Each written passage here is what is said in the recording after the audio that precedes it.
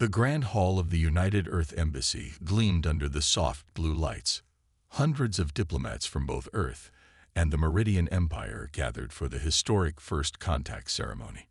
The air felt heavy with anticipation as the towering Meridian warriors lined the walls, their silver armor reflecting the light like mirrors. James Miller stood among the human diplomats, trying his best not to fidget with his formal suit.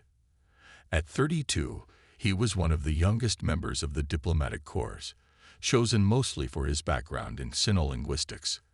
He watched as the Meridian warriors, each nearly 7 feet tall, moved with practiced grace despite their massive frames. Commander Rose of the Meridian Empire entered the hall, and everyone fell silent. Unlike her fellow warriors who wore traditional silver armor, she chose to wear black battle armor marked with gold patterns indicating her numerous victories. Her pale blue skin seemed to glow against the dark metal, and her 4-fingered hands rested casually on the ceremonial sword at her hip. The supreme leader of the Meridian delegation stepped forward. As per our ancient customs, our greatest warrior of this cycle has earned the right to claim a prize from our new allies. Commander Rose, step forward and make your selection. James expected her to choose one of the advanced technologies Earth had put on display, perhaps the new quantum computer array or the antimatter containment system. These were the prizes worthy of such an accomplished warrior. Commander Rose's silver eyes swept across the room, studying each offering with calculated precision. Then, to everyone's shock, she walked past the display of Earth's finest achievements and stopped directly in front of James. "I choose this one," she announced, her voice carrying a musical quality that all Meridians shared. The room erupted in whispers. James felt his heart skip several beats as the towering warrior looked down at him. He barely reached her shoulder, and her presence seemed to fill his entire world. The supreme leader cleared his throat. "Commander, perhaps you misunderstand. The human delegates are not part of the offering. Might I suggest the quantum computer system? It represents the peak of human technological achievement." Commander Rose didn't move. "The ancient laws state that a warrior of my rank may choose any prize offered by a new ally. When Earth signed the preliminary treaty, they agreed to honor our customs. Was this human not present at the signing?" "Well, yes, but..." the supreme leader started. "Then he was part of the official delegation, making him a valid choice." Commander Rose's tone left no room for argument. James found his voice, though it came out shakier than he intended. "Don't I get a say in this?"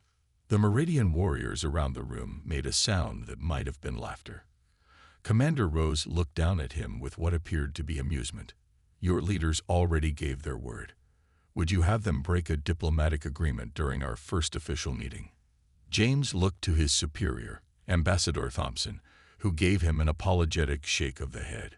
The treaty they had signed did indeed include honoring all Meridian customs, and no one had thought to ask about the specifics of prize selection.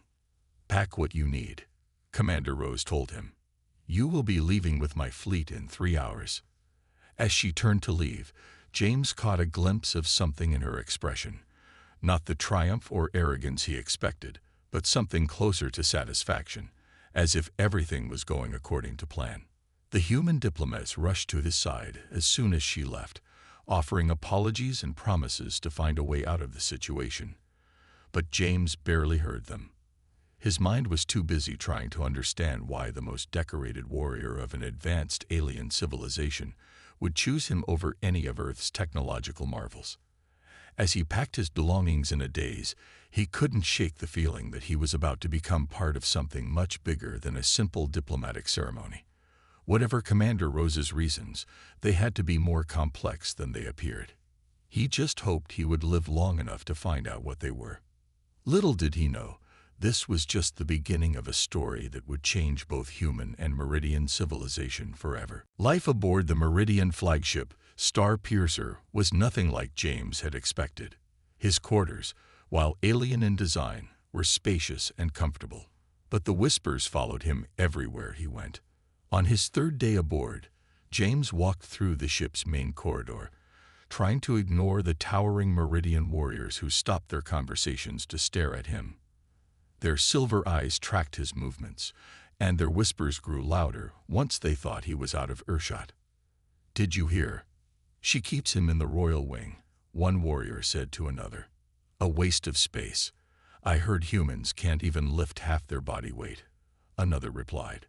James kept walking, his face neutral despite understanding every word. They didn't know he had mastered their language during the year-long preparation for first contact. It gave him an advantage. They spoke freely around him, thinking he couldn't understand. In the ship's observation deck, he found a quiet corner to watch the stars streak by. Two junior warriors entered, their armor marking them as fresh graduates from the military academy. "Commander Rose has lost her edge," one said, settling into a viewing chair.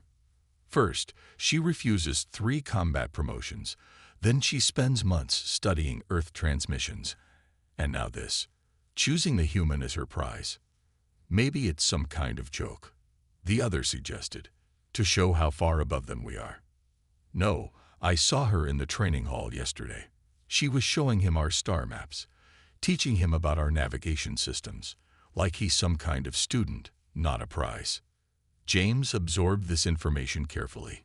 He had noticed how Rose treated him more like a guest than a trophy, but hearing that she had studied Earth beforehand added a new layer to the mystery. Later that day, while eating in his quarters, his door chimed. A Meridian officer entered, Lieutenant Reed, one of the few who treated him with something approaching respect. "The other warriors talk too much," Reed said, settling his massive frame into a chair that creaked under his weight. "But they're not wrong about everything. Commander Rose has been acting differently since we first detected your planet." James put down his fork. "How so?" "She started requesting Earth data, everything from your entertainment broadcasts to military history. She spent hours studying human adaptive strategies, how your people survived despite being physically weaker than many species we've encountered. And that's unusual." Reed's silver eyes narrowed. "Commander Rose is our greatest warrior because she embodies Meridian virtues, strength, discipline, adherence to tradition. But lately," he paused, looking uncomfortable, "she's been asking questions about why we do things certain ways. It's not proper." A commotion outside interrupted them. Through the door, they heard raised voices, one of them belonging to Commander Rose herself. "If you question my choice again, Captain, you can test your beliefs about human weakness in combat. Against me." Her voice carried that musical quality, but with an edge of steel. The other voice mumbled something apologetic, followed by quick footsteps retreating. Lieutenant Reed stood quickly. "I should go. But human, James, watch yourself. Not everyone is happy about your presence here, and even Commander Rose's authority has limits." After Reed left, James walked to his viewport, watching the unfamiliar stars blur past. He thought about everything he'd learned. Rose's secret study of Earth, her rejected promotions, the questions she'd been asking about Meridian traditions. He pulled out his tablet and began making notes. If she had spent months studying humans, it was time he studied her. Whatever game Commander Rose was playing, he was now a key piece in it. The question was, what role was he meant to play? As he wrote, a new message appeared on his screen. "Meet me in the tactical room at midnight. Come alone. R." James stared at the message, his heart racing. Perhaps he was about to get some answers, or perhaps he was walking into an even deeper mystery. The stars continued to streak by, indifferent to the political intrigue unfolding in their light. The tactical room was dimly lit when James arrived at midnight. Commander Rose stood before a massive holographic display, showing the history of Meridian military campaigns. A sea of perfectly executed formations and textbook maneuvers spanning centuries. "Do you notice anything strange about these battles?" she asked without turning around. James studied the displays. Each battle looked like a precise mirror of the ones before it. "They're all the same. Different enemies, different planets, but the same strategies. Over and over." "Exactly." Rose turned to face him, her black armor absorbing the light from the holograms. For 3,000 years, we fought the same way, won the same victories, followed the same patterns. She waved her hand, and the display changed to Earth's military history. The screen filled with chaos, guerrilla warfare, unexpected tactics, desperate gambits that shouldn't have worked but did. Your people, she said, fight like water, flowing around obstacles, finding new paths, adapting. We fight like stone, unchanging, unyielding, and eventually, she paused. Eventually, breakable. James watched as she brought up footage from Earth's entertainment. Movies, sports, art. You create. You imagine. You see things not as they are, but as they could be. We lost that ability centuries ago. Is that why you chose me? James asked. To learn creativity. Rose's silver eyes met his. I chose you because our empire is dying, James. Not from external threats, but from within. We've become so focused on tradition, on doing things the right way, that we've forgotten how to think differently. She pressed a button, and a new image appeared, a star chart showing the Meridian Empire's expansion over time. The growth had slowed dramatically in recent centuries. Our last 3 campaigns failed because our enemies studied our patterns. They knew exactly what we would do because we've done the same things for thousands of years. But when we encountered Earth, a small smile crossed her face. Your people did the unexpected. You greeted us with both diplomacy and warships, caution and welcome. No other species has ever done that. James remembered those first meetings. Earth had sent both diplomats and a defense fleet, a move that had apparently impressed the Meridians more than they'd let on. But why keep this secret? He asked. Why not just ask for our help openly? Rose's expression darkened. Because suggesting that Meridians need help, that our ways might not be perfect, that's practically treason. I had to find a way within our traditions. The prize selection was perfect. No one can question a warrior's right to choose. She stepped closer to him, and for the first time, James didn't feel intimidated by her height. I need you to teach us, James, not just me, but others who are willing to learn. Show us how to think differently, how to adapt. And if I refuse, then the empire continues its decline, and eventually someone will take advantage of our stagnation. The next species we meet might not be as peaceful as humans. James walked to the holographic display, watching the battles replay. He thought about Earth's history, how adaptation and innovation had kept humanity alive through countless challenges. If I help you, he said slowly, it won't be easy. Change never is. Some of your people will resist. Rose nodded. I know. That's why I chose someone who could understand both the importance of tradition and the necessity of change. Your records show you respect the old ways while looking for new paths forward. James turned back to her, seeing not the fearsome warrior others saw, but someone trying to save her people from themselves. When do we start? He asked. Relief flickered across Rose's face. We already have. Every warrior who whispers about us, who questions why I chose you, they're already beginning to think differently. Now we just have to show them where that thinking can lead. The holograms cast their light across the room, Earth's chaotic battles mixing with Meridian precision, creating new patterns in the darkness. The first step toward change had been taken. Neither of them knew just how far those steps would lead. The Star Piercer's combat arena echoed with the sound of clashing practice weapons. James watched as Rose demonstrated a classic Meridian combat form to a small group of younger warriors. But today, something was different. She was mixing in elements of human martial arts, showing how unpredictable movements could enhance their traditional techniques. That's when Commander Blade entered the arena. His massive frame, covered in blood-red armor, drew everyone's attention. He was Rose's main rival, second only to her in combat victories. What corruption is this? His voice boomed across the arena, teaching human weakness to our warriors. Rose continued her demonstration, ignoring him. The young warrior attempted the new combination she had shown, his movements fluid and unpredictable. "I challenge your right to the human prize," Blade announced formally. The arena fell silent. "And when I win, I will return him to Earth where he belongs." Rose finally turned to face him. Challenge accepted. Traditional combat trials. All 7 of them. Blade smiled coldly. Beginning tomorrow at dawn. After Blade left, James approached Rose. 7 trials. "You never mentioned those."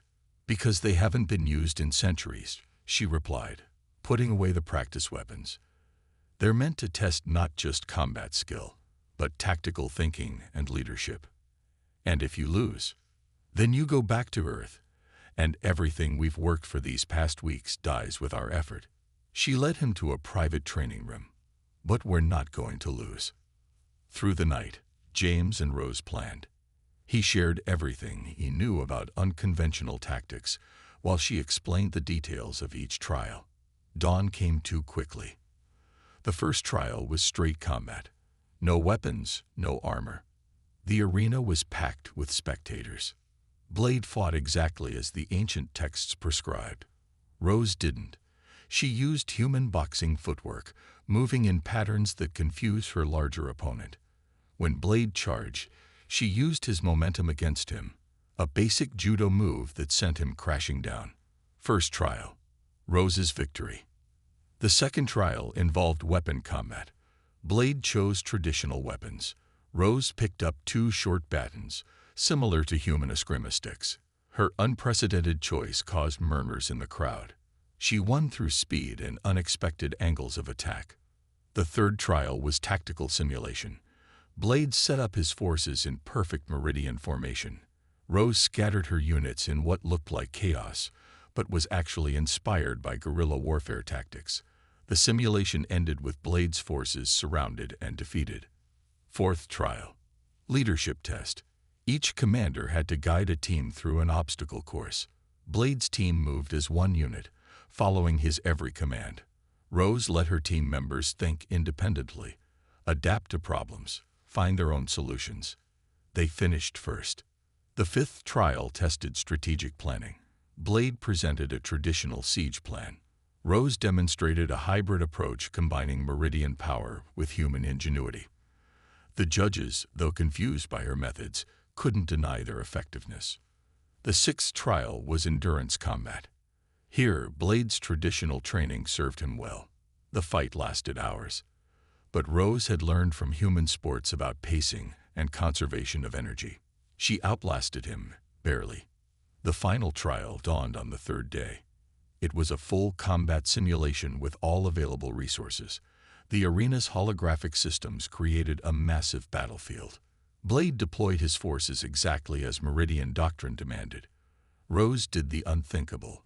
She appeared to make mistakes, let Blade think he was winning, then sprung a trap that used his own perfect adherence to tradition against him.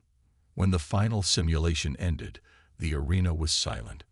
Rose had won all 7 trials, but not by following Meridian ways. She had won by embracing change, by combining the best of both cultures. Blade stood in the center of the arena, his pride visibly wounded. "You have forgotten our ways," he accused. "No," Rose replied, loud enough for all to hear. "I have remembered that our ways began with warriors who dared to think differently. We became great not by standing still, but by growing, learning, adapting." She looked at James, then back at the crowd. "And we will become great again by remembering how to change." The arena erupted in discussion. Some warriors looked thoughtful, others angry, but all of them had seen something new, a glimpse of what their future could be. The challenge was over, but the real battle for the Meridian Empire's soul was just beginning. The weeks following Rose's victory brought unexpected changes to the Star Piercer. Warriors who had once whispered against James now sought him out, curious about human tactics and thinking. The ship's training rooms filled with groups practicing hybrid fighting styles, mixing Meridian power with human flexibility. But not everyone welcomed these changes. James stood with Rose on the ship's bridge, watching a transmission from the Meridian High Council. The council leader's face filled the main screen. his expression stern. "Commander Rose, your recent actions have caused concern. Reports indicate you are allowing human influence to corrupt our sacred combat traditions." "I am expanding our capabilities," Rose replied calmly. "The trials proved the effectiveness of these new methods." "The trials proved you could win using dishonorable tactics," the leader countered. "We are recalling your ship to the homeworld. The human will be returned to Earth." That's when something unprecedented happened. Lieutenant Reed stepped forward. "With respect, Council Leader, I stand with Commander Rose." One by one, other warriors on the bridge stood. Not all, but more than half. The Council Leader's eyes widened at this display of defiance. "This is mutiny," he growled. "This is evolution," Rose corrected. "These warriors have chosen to grow stronger by learning new ways while honoring our core values." The transmission cut off abruptly. James turned to Rose. "What happens now?" "Now," she said, "we see how many others think like us." News spread quickly through the Meridian fleet. Other ships began reporting similar divisions. Young warriors, tired of rigid traditions that stifled growth, supported Rose. Older commanders, invested in maintaining the status quo, backed the council. But Rose had planned for this. Over the next few days, her supporters demonstrated their new capabilities in ways that couldn't be ignored. Training sessions were broadcast across the fleet. Warriors using hybrid techniques consistently outperformed those using purely traditional methods. Most importantly, they began sharing ideas. For the first time in centuries, Meridian warriors were innovating, creating new strategies instead of just following old ones. James found himself conducting workshops, teaching not just about combat, but about human creativity and problem-solving. He showed them Earth's history of innovation, how necessity drove invention, how flexibility prevented extinction. "Your traditions aren't wrong," he explained to a group of young warriors. "They're your foundation. But a foundation is meant to build upon, not just preserve." The movement grew. Other ships began requesting training materials.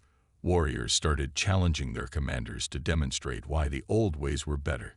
When they couldn't, more warriors joined Rose's cause. The council responded by ordering all ships to return home. Rose's response shocked everyone. She agreed to return. "Are you sure about this?" James asked her privately. "The council thinks we're staging a rebellion," she explained. "But we're doing something more powerful. We're starting a conversation.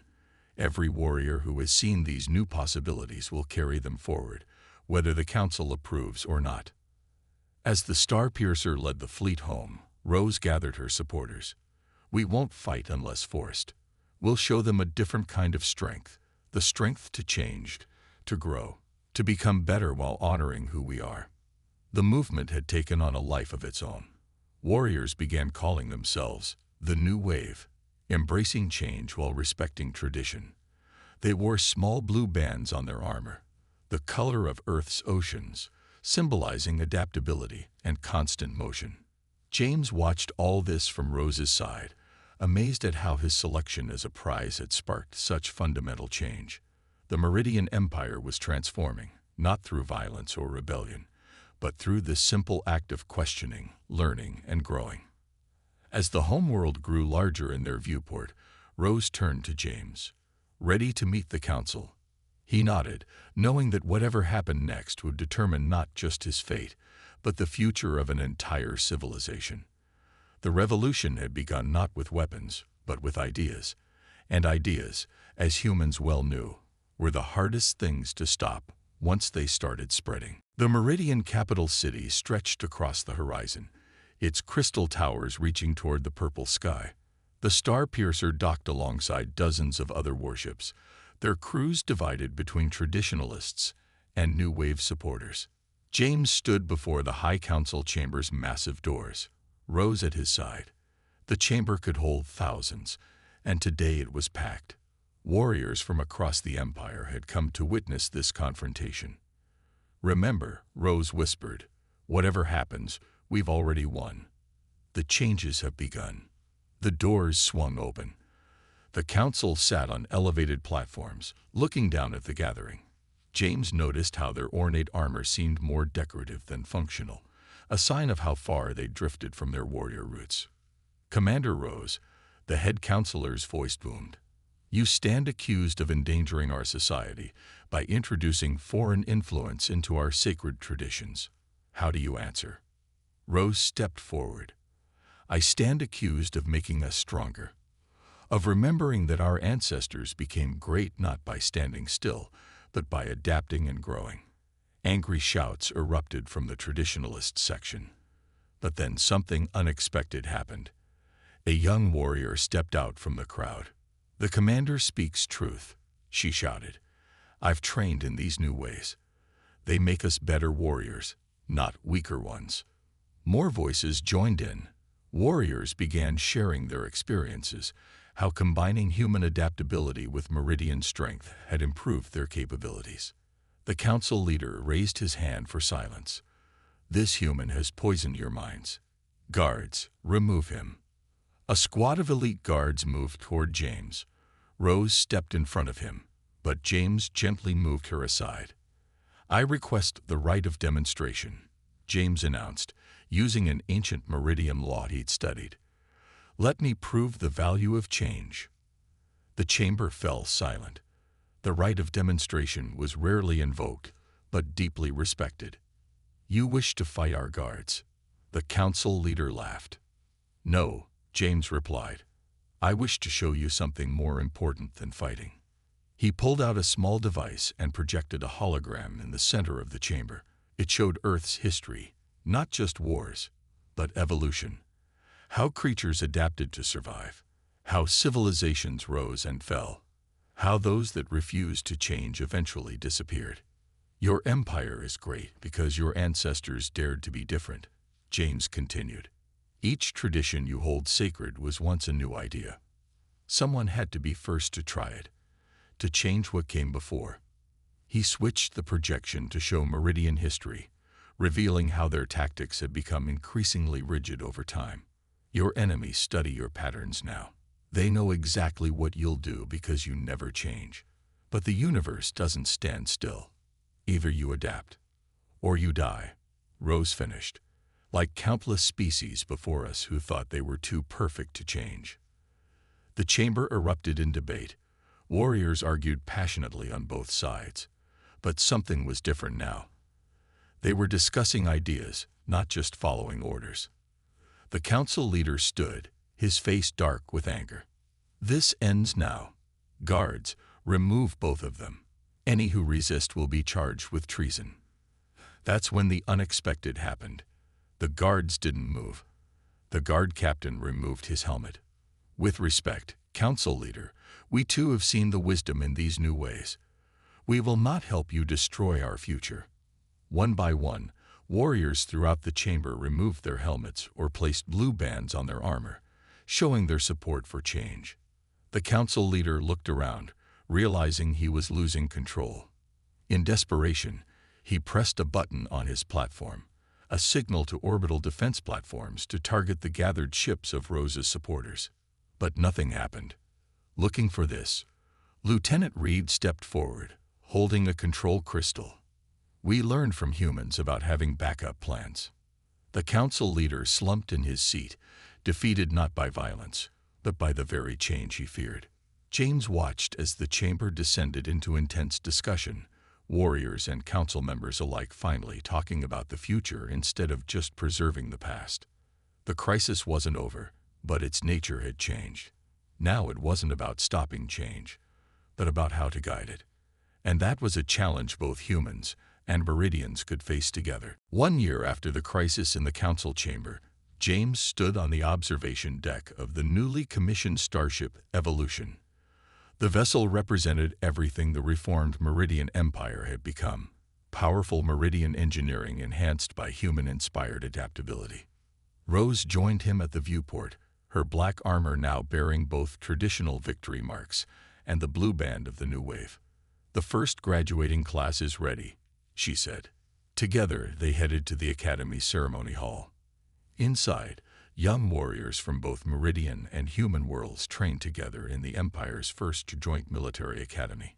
What had started with one human prize had grown into something unprecedented. The graduating class stood in formation, Meridians and humans side by side. Gone were the days of rigid, unchanging patterns. Each student had developed their own style, combining strengths from both cultures. "Remember when they used to whisper about us?" James asked quietly as they walked past the formation. Rose smiled. "Now they write stories about us. Though I doubt any of them guessed this would be the outcome when I chose you." The changes hadn't been easy. The old council had been replaced by a mixed board of traditionalists and progressives, ensuring both stability and growth. Some hardliners had left for the outer colonies, but most had come to see the benefits of controlled change. Rose took the podium to address the graduates. "A year ago, many thought bringing humans into our empire would weaken us. They were wrong. We are stronger now than ever before, not because we abandoned our ways, but because we learned to evolve them." She gestured to the graduating class.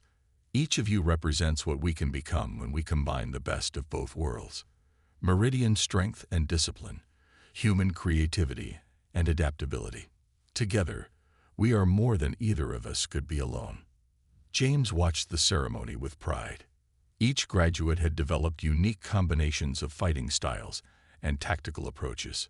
Some Meridians had mastered human martial arts, while humans had adapted Meridian battle techniques to their smaller frames. But the changes went beyond combat. Meridian artists had rediscovered creativity after centuries of rigid formal patterns. Human scientists worked alongside Meridian engineers, combining methodical precision with innovative thinking. Even the architecture of the academy showed the merger of styles.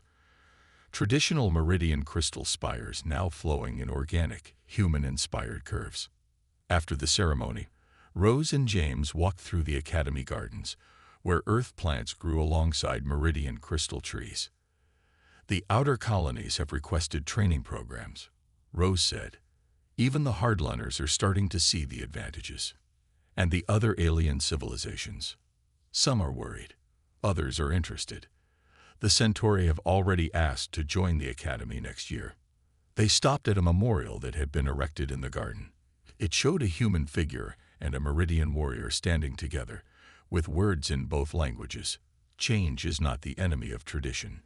It is how traditions stay alive." "You know," James said, "when you first chose me as your prize, I thought it was the worst day of my life." Rose laughed. Something Meridians had learned to do more freely now. "And now? Now I think it might have been the best day for both our peoples." A group of young warriors, human and Meridian, passed by, discussing new combat techniques they'd invented. Their easy camaraderie showed how far things had come. The sun set over the academy, its light refracting through the crystal trees and casting rainbow patterns across the garden. In orbit, the Evolution prepared for its first mission, a joint human-Meridian expedition to explore unknown space. "Ready for whatever comes next?" Rose asked. James nodded. "As long as we keep adapting, keep growing, I think we can handle anything." They watched the stars appear in the purple sky, each one a potential adventure waiting to be discovered by this new combination of human and Meridian explorers. The future was uncertain, but that was exactly what made it exciting. Sometimes the most valuable prizes aren't the ones we expect. Sometimes they're the ones that change us in ways we never imagined possible. And sometimes those changes make us better than we ever dreamed we could be. The end.